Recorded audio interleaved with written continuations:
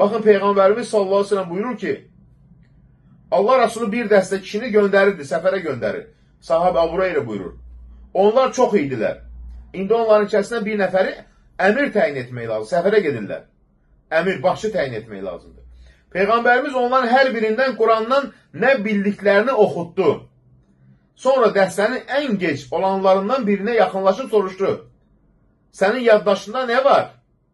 Nə bilirsən? Dedi ki, bu surələr və Bəqərə surəsi. Peyğəmbərimiz ona dedi, Bəqərə surəsini bilirsənmi? Təəccübləndi, sevindi. Dedi, bəli, ey Allah Rasulü. Dedi, o zaman səfərə göndərir bir yerə, bu dəstənin başçısı, əmri sənsəndir. La ilahe illallah. Peyğəmbərimiz sallallahu aleyhi ve sellem Bəqərə surəsini bilən neynədir? Diğerlerinden üstün tuttu. Bakın ne diyor? And olsun ki devam edir. Başka o zaman düşünün. Yani bir nefer var idi orada. Yaşlı bir insan idi. Dedi ki and olsun Allah'a. Ey Allah'ın Resulü.